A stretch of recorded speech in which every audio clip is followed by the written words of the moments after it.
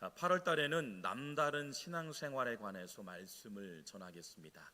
남다른 신앙생활. 첫 번째 이야기, 차별화된 신앙생활.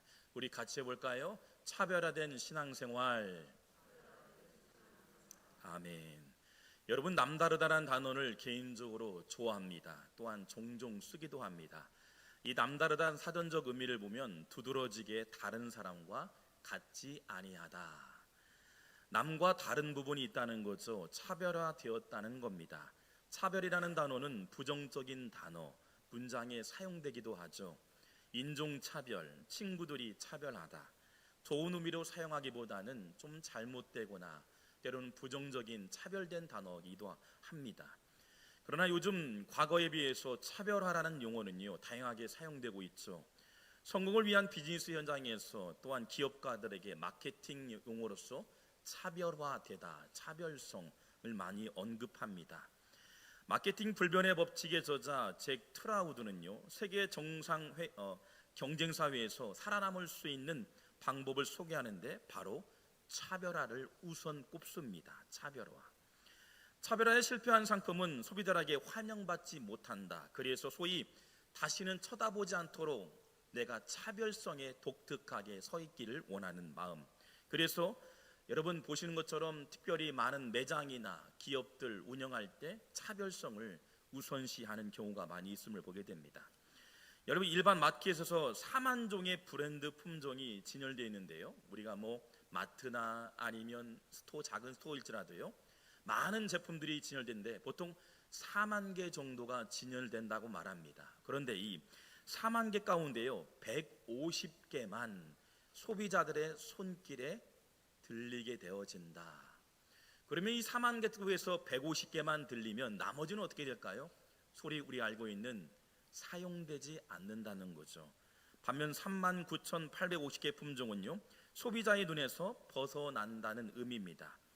반면 차별함으로써 살아남은 기업들 보세요. 차별성, 차별화, 이렇게 기업에서 많이 용어를 쓰고 있는 기업들 보세요. 그리고 성장하고 많이 부흥했던 기업들 보세요. 친절과 디테일한 서비스 정신으로 성공한 스타벅스, 파격적인 미적 감각과 가성비로 승부한 테슬라, 저렴한 가격과 디자인으로 성공한 이케아 가구, 전 세계의 다양한 물건을 온라인으로 승부했던 아마존. 여러분, 차별화로 성공한 기업들이죠. 자신을 대중들과 차별화하라는 저자예요. 슈잔네 베커가 이렇게 말합니다. 오늘날 성공하기 위해서는 반드시 즉흥적으로, 즉각적으로, 일상적으로, 그리고 또한 자신을 대중보다 차별화성을 강조하고 있는 시대라고 얘기하고 있습니다. 목적의식이 분명해야 합니다. 또한 독창성이 있어야 합니다. 남들과 달라야만이 선택받을 수 있다고 말하는 거죠. 오늘 우리 신앙인들에게도요, 세상과 차별화된 인생을 살아야 합니다. 성경은 우리 그리스도인들을 향해서 소금과 빛이라고 말하고 있습니다. 소금과 빛, 차별을 두라는 거죠. 세상을 향해서 빛과 소금처럼 살아가야 한다고 말씀하고 있습니다. 그래야 변화가 된다고 성경은 계속 누누이 언급하고 있습니다. 구별하지 아니하고 세상 사람과 차별하지 되지 않고 별반 다르지 않다면 우리는 의미가 없겠지요. 우리는 그리스도인이 아닐 수도 있습니다. 그래서 성경은 빛과 소금처럼 녹아지고 때로는 썩어지고 때로는 망가지고 때로는 죽어질지라도 이 빛과 소금이 세상에 녹아지고 썩어질 때 많은 영혼들이 죽게 돌아오게 된다. 복음의 차별성을 얘기하고 있는 거죠. 여러분, 그렇다면 세상이 어떻게 변할 수 있을까요? 오늘 성경에 보면 차별화된 삶을 살아가는 신앙인들이 소개되고 있습니다. 복음서에 보면 예수님께서 칭찬한 사람들이 몇몇 등장하는데 오늘 칭찬했다라고 언급한 남성이 유일하게 등장하는 장면이 오늘 본문이에요. 수많은 제자들이 있었고 수많은 교회가 있었고 많은 초대교인들이 있었습니다. 그럼에도 불구하고 오늘 유일하게 독특하게 차별성을 두어서 칭찬하는 남성이 딱 등장합니다. 얼마나 세상 사람들과 달랐으면 칭찬했을까요? 성경의 말씀대로 예수님께서 유일하게 남성을 칭찬하는데 누가복음 7장 9절 말씀에 이렇게 기록하고 있습니다. 읽어볼까요? 시작. 따르는 무리에게 이르시되 내가 너희에게 이르노니 이스라엘 중에서도 이만한 믿음은 만나보지 못하였노라 하시더라. 이만한 믿음은 만나보지 못했다. 저는 이 말씀이 여러분을 향해서 예수님께서 칭찬 듣는 믿음의 성도가 되길 주의 이름으로 축원합니다. 야, 우리 장로님, 우리 권사님, 집사님, 우리 성도님, 이만한 믿음이 없다. 야, 이 에코시티 주변에서 이만한 성도가 없다라고 인정받고 칭찬받는 믿음의 성도가 되길 주의 이름으로 축원합니다. 여러분, 믿음은 믿음인데 이만한 믿음인 사람을 만나지 못했다는 거죠. 차별화된 믿음 생활한 사람이 등장합니다. 그 이름도 잘 알고 있는 백부장이 소개되고 있죠. 백부장. 우리 인생이 어차피 살다 간다면 적어도 칭찬받는 사람이 됐으면 좋겠어요. 세상 사람과 차별화된 삶을 살아갔으면 좋겠어요. 그래서 여러분, 녹슬지 않은 영원한 생명의 면류관이 준비된 하나님 나라에 모두가 입성해서, 야, 우리 송천바울 성도님들, 하나님 나라 가면 이 땅의 모든 것 하나님께 영광 돌리면 그 나라 가면 생명의 면류관, 녹슬지 않는 생명관 면류관을 여러분 모든 가정 위에, 삶 위에, 신앙 위에 주렁주렁 맺혀지길 주의 이름으로 축원합니다. 그렇다면 어떤 차별된 삶을 살아갈까요? 구체적으로요, 누가복음 7장 2절 말씀 보겠습니다. 어떤 백부장의 사랑하는 종이 병들어 죽게 되었더니, 오늘 본문에 예수님께서 칭찬했던 백부장이 소개됩니다. 그런데 보니까요, 성경에 소개되는 백부장은 어떤 사람일까요? 로마인이었습니다. 시민권자였습니다. 가버나움에서 군사 요충지였던 그곳에서 근무했던 사람이었어요. 파견받은 사람이었습니다. 힘들 수 있고 외로울 수 있고요, 심지어는 로마 시민권이었지만 우월감도 있었지만 여러분, 한계가 있었기도 했습니다. 그런데 보니까 자기 부하의 한 사람이 병들었더라. 실제 다른 성경에도 보니까 중풍병자라고 소개하고 있습니다. 중풍병, 어떤 말일까요? 뇌혈관이 막히거나 혈관이 터져서 잘못되어져서 혈액순환이 안 된 사람, 곧 죽을 사람을 말하고 있죠. 그래서 군인으로서는 구실을 못한 사람, 이 백부장은 100명의 군사를 거느리는 사람, 지금 말하면 대대당 정도 되는 것 같아요. 대대당 100명, 그 당시에 100명이면요 적어도 500명, 1000명 정도의 거스리는 위치가 있는 사람이겠죠. 하인들이 보일 리가 없겠죠. 수많은 사람이니까요. 그래서 군인으로서는 부족한 사람이었습니다. 중풍 걸렸습니다. 내쫓거나 다른 곳에 팔거나 새로운 사람을 착출해서 등용시키면 되는 사람이었겠지요. 그런데 오늘 본문에 보니까 종이 병들어 죽게 되었다. 그런데 백부장의 언어가요, 남다른 차별된 단어를 소개하고 있습니다. 백부장이 말합니다. 사랑하는 종이라고 말합니다. 사랑하는 종. 당시에 로마 시민권이었고 백부장이었기 때문에 하인들, 종들, 군인들이요 보일 리가 없어요. 병들었으니 여러분, 소위 말하는 당시에는 이방인들은요 개취급 당했습니다. 그런데 보니까요, 사랑하는 종이라 표현합니다. 이 사랑이라는 단어를 헬라어로 보니까요, 엔티모스라는 원문입니다. 엔티모스는 더욱 존경할 만한, 귀하게 여기는 마음, 백부장 마음 속에 병들어 있는 중풍병자가 보니까요 너무 가여운 거예요. 마음이 아파오기 시작한 거예요. 수많은 100명뿐만 아니라 가족들도 있고 수많은 옆에 있는 군대도 있을 텐데 사랑하는 종이라 표현하면서 가볍게 여겼던 거예요. 가볍게. 그러니요, 얼마나 마음이 아팠을까요? 그리고 종을 사랑했단 말합니다. 백부장이 사랑하는 사람이었다는 거죠. 얼마나 아끼는 사람이었으면, 얼마나 소중한 사람이었으면 그 사람이 행동을 잘하든 못하든 나에게 어떤 선물을 주거나 로비를 했기 때문이 아니라 백부장 눈에는 그 중풍 걸린 그 사람이요 귀하게 여겼던 거예요. 마음이 아팠던 거죠. 여러분, 부모님이 요즘 보니까 아이들이 열이 나기도 하고 또 고열이 나기도 하고 감기를 많이 걸려요. 우리네 부모님은 그냥 여기지 않죠. 병원에 달려가거나 아이들을 밤새 열을 내리기 위해서 이마에 찬물을 올리기도 하고. 그 아이를 사랑하니까요. 내 자녀니까. 어찌 부모가 죽어가는 자녀를 향해서 그냥 내버려 두겠습니다. 이 땅에 살아가는 어떤 부모도요, 그 아이가 아파하고 있는데 경홀히 여기는 부모가 있을까요? 그런데 오늘 남이었습니다. 남인데도 불구하고 어때요? 자식같이 여기는 마음, 존귀하게 여기는 마음. 그래서 오늘 원문에 보니까 귀하게 여겼다라고 소개하고 있어요. 여러분, 시편 51편 6절 말씀 보니 보소서 주께서는 중심이 진실함을 원하시오니. 창세기 8장 21절 말씀 보니 여호와께서 그 향기를 받으시고 그 중심에 이르시되. 사무엘상 16장 7절 말씀 보니 여호와께서 사무엘에게 이르시되. 하반절 보니까요, 사람은 외모를 보거니와 나 여호와는 중심을 본다. 사람들 볼 때에도 감동적인 백부장 아니겠습니까?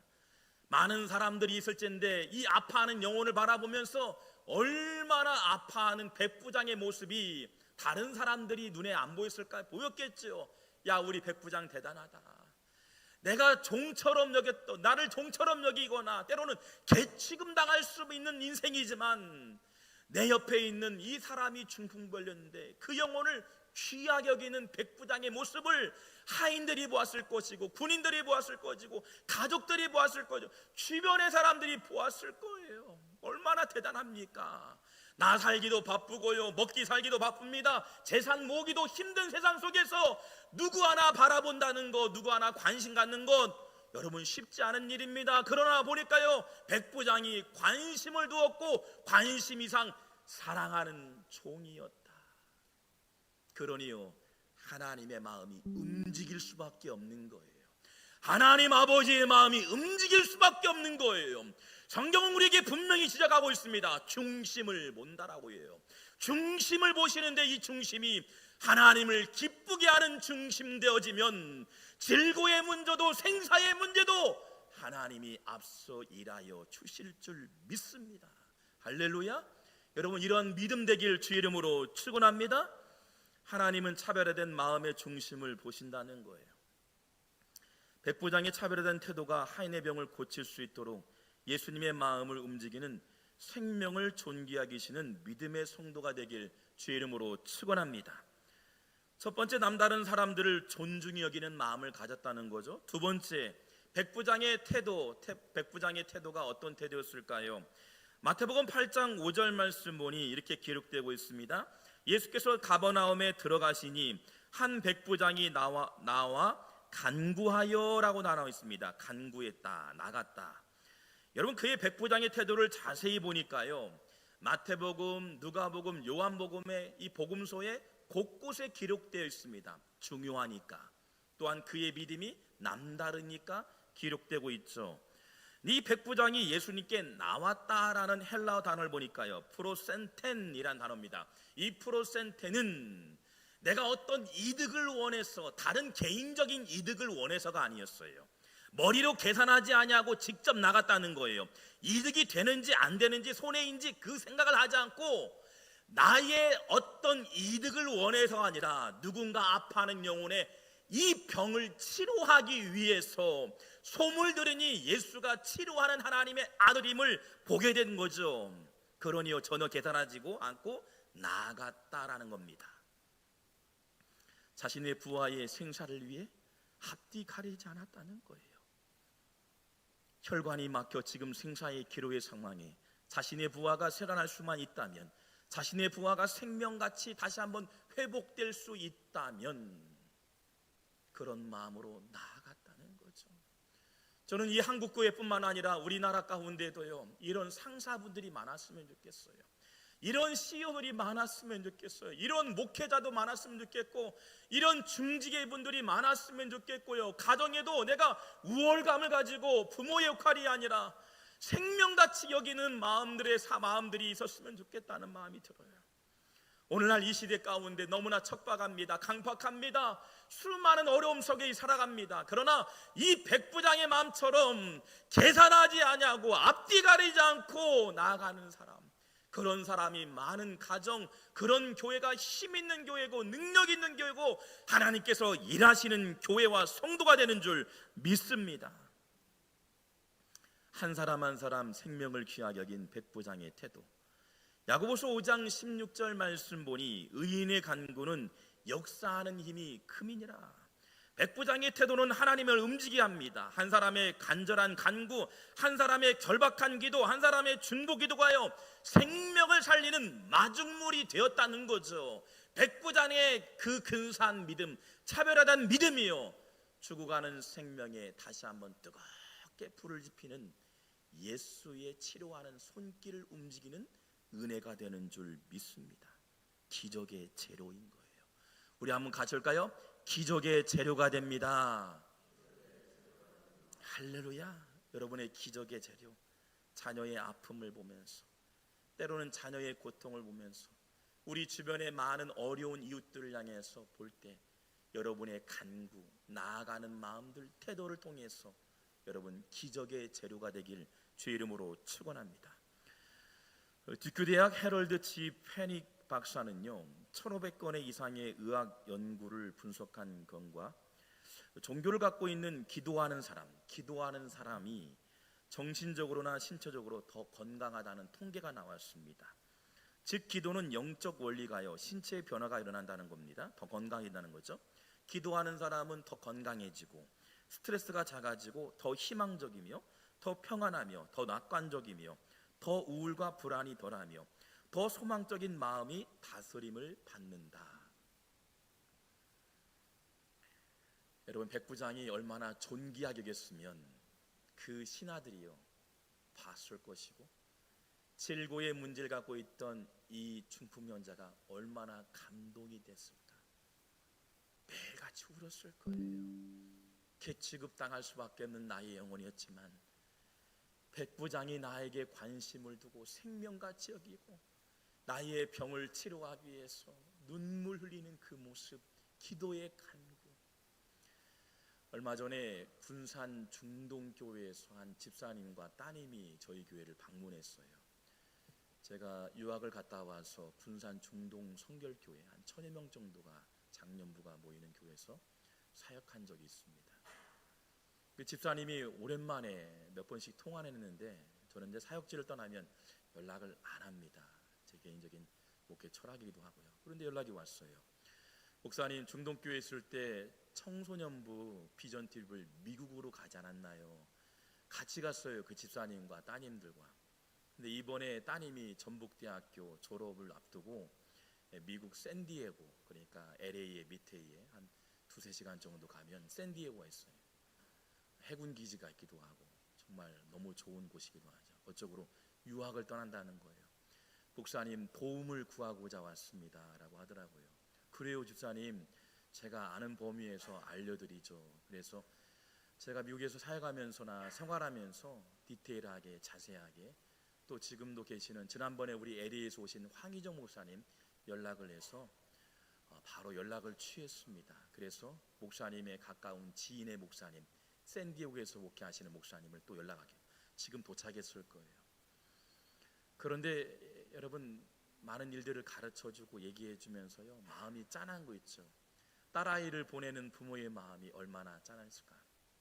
그리고 공항에서 얼마나 울었을까. 그래서 공항에서 부모님을 떠나보내고 저한테 문자가 왔어요. 목사님, 한마디로요 불안했어요. 홀로 간다는 게 얼마나 힘들어요. 자그마한 일일지도 때로는 즐겁게 느끼는 상황일지 모르겠지만 때로는 얼마나 불안하겠어요. 혼자 외국 생활한다는 게 낯선 향기에서 타지에서요. 그러면서 문자가 왔어요. 목사님 말 한마디가 제게 큰 용기가 되었습니다. 격려와 기도가 제가 잘 정착할 수 있도록 마음가짐이 되었어요. 여러분 떠나기 전에 전북대학교에서요 좋은 이 위치의 상황에서 조건이 돼서 가게 됐는데 마음은 설레기도 하지만 얼마나 불안하겠어요. 여자이잖아요. 청년이지만 얼마나 불안하겠습니까. 내 누군가의 말 한마디와 격려와 위로의 기도가요 그 마음을 움직여야 된다는 거죠. 비단 이 문제만이 아니겠죠. 여러분 주변에 수많은 어려운 사람, 때로는 내가 의기양양하게 보이고 아무것도 문제없는 사람일지라도 주님 보시기에 지금 갈급함이 있는 심령이라면 그에게 말 한마디, 그에게 태도 하나가요 그의 마음을 울리는 하나님의 은혜가 되는 줄 믿습니다. 그래서 말 한마디가 참 중요한 거죠. 여러분 본문에 보니까 백부장은 그 성도를 향해서, 그 영혼을 향해서 존귀하게 여겼다는 거죠. 부모는 자녀를 향해서 존귀하게 하고, 선생님은 학생들을 존귀하게 하고, 우리 아이들은 선생님을 존귀하게 여기는 세상, 그런 세상이 되었으면 좋겠어요. 수많은 미스미스미디를 통해서 많은 아픈 소식들을 들려올 때가 많이 있습니다. 얼마나 고통스러웠을까. 그 생명의 안타까움 뿐만 아니라 그 가족들이 지금도 아파하는 순간들을 보면서 마음이 너무 아파요. 한마디만 즐거운 마음으로, 복된 마음으로, 기쁜 마음으로 전달이 됐으면 얼마나 좋았을까. 여러분, 잠언서 15장 13절 말씀 보니 마음의 즐거움은 얼굴을 빛나게 하여도 마음의 근심은 심령을 상하게 하느니라. 여러분, 사람을 미워하게 되면 어떤 현상이 일어났을까요? 상대가 죽어집니까? 힘들어지고 고통될 수도 있겠죠. 사람 미워하는 사람 바로 금세 상대는 알 수 있겠죠. 근데요, 사람을 미워하게 되면 바로 나에게 반응이 옵니다. 뇌의 반응이 오고 마음의 반응이 와요. 먼저 사람을 미워하게 되잖아요. 내가 먼저 병들어가요. 이건 의학적인 분들뿐만 아니라 일반적인 현상입니다. 누군가를 미워하게 되고 보기 싫은 사람처럼 보여지고 대할 때요, 금세 내 마음과 마음의 머리예요, 몸에 반응이 온다는 거예요. 부정적인 마음으로 덮어집니다. 심지어는 병들게 된다는 거죠. 여러분, 미워하지 말고 사랑하고 존귀히 여기고 그리고 겸손하게 그들을 섬기는 믿음의 종들 되시길 주의 이름으로 축원합니다. 사무엘상 2장 30절 말씀 보니 나를 존귀히 여기는 자를 내가 존중히 여기고 나를 멸시하는 자를 내가 경멸하리라. 1956년 미국 사회를 발각 뒤집힌 사건이 있었습니다. 그 사건의 이름은 짐 엘리엇과 4명의 친구들 사건입니다. 명문 휘튼 대학교를 졸업한 짐 엘리엇과 4명의 친구들, 에콰도르의 와다니 아우카족에서 복음을 전하기 위해서 5명의 사람들이 선발되어져서 선교사로 파송됩니다. 젊은 선교사들은 실종되었습니다. 가족들은 무사귀환을 위해 눈물로 기도했습니다. 엘리엇과 친구들은 모두 아우카족의 창에 찔렸다는 보고가 왔습니다. 이 끔찍한 비극을 미 언론은 이렇게 기록하고 있습니다. 이 무슨 낭비인가, 이 무슨 낭비인가 제목으로 대서특필되었습니다. 그리고 그 죽음 이후에요, 가족들의 변화가 일어났습니다. 특별한 일들이 준비되었습니다. 20대 홀로 되었던 아내들은 정글에서 살아남는 훈련을 받게 되었고요, 짐 엘리엇의 부인이었던 엘리자벳 엘리어트는요 2년 동안 간호학을 전공하여서 생명을 위해서 헌신하게 됩니다. 그리고 살해된 아우카 부족에 들어갑니다. 다행히 와다니족 아우카족의 남자는요 살해했지만 여성들은 죽지 않았습니다. 정석껏 부족들을 섬겼습니다. 병을 치료했습니다. 병든 부족들을 돌보기 시작합니다. 출산을 앞두고 있는 귀한 산모들을 돌보기 시작하고, 열병 있는 사람들, 오히려 내가 열병에 걸릴 수 있음에도 불구하고 열병을 치료했던 헌신했던 여인들의 헌신들이 소개됩니다. 본국으로 떠나는 부족의 추장이요 그녀들에게 말을 건넵니다. 당신들은 무엇 때문에 우리를 위해 이 고생을 하십니까? 하고 질문합니다. 답변합니다. 저희의 남편들은 당신들에게 들려주고 싶은 말을 전하기 위해서 이곳에 왔습니다. 예수님은 여러분을 사랑합니다. 저는 여러분의 친구입니다. 본국으로 돌아갔던 여인들이 무사 귀환한 것을 보고 미국 전직이 또 놀랐습니다. 그리고 이 무슨 낭비인가라고 쓴 기자에게 남편이 기록한 수첩을 내보입니다. 그 수첩의 내용은 이렇습니다. 영원한 것을 위해서 영원하지 못한 것을 버리는 사람을 어리석다고 하지 말라. 라면 그 영상의 내용들이 실제 영화가 됐고요, 실제 사진 속의 내용들이 있는데요, 한번 영상을 보겠습니다.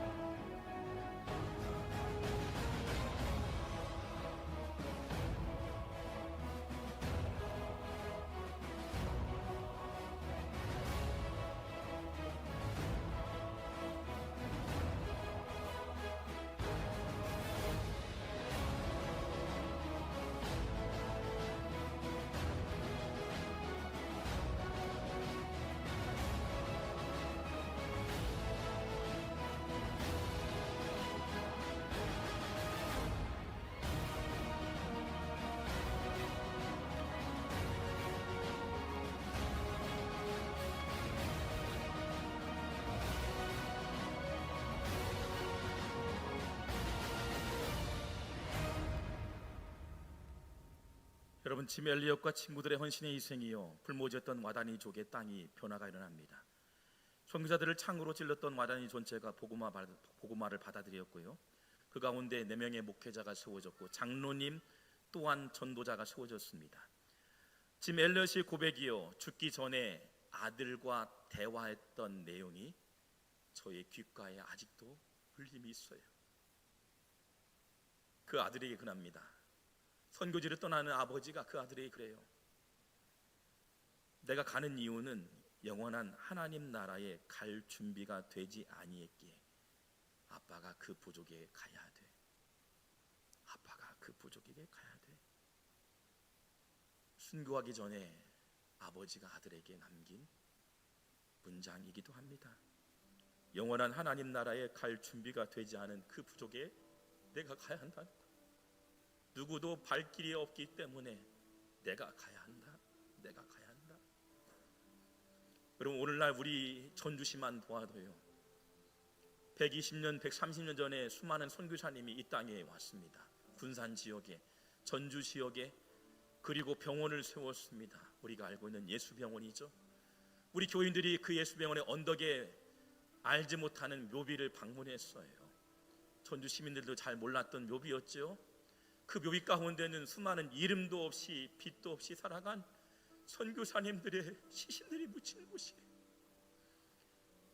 불모지 같은 조선 땅을 위해서 그 머나먼 10월 20일 배를 타고 와서 전주시를 살리기 위해서, 영혼들을 구원의 길로 인도하기 위해서, 썩어질 것에 매여있던 이 땅에 하나님 나라를 세우기 위해서 생명을 걸었던 선교사님의 발걸음이 이렇게 우리가 존재한 이유이겠지요.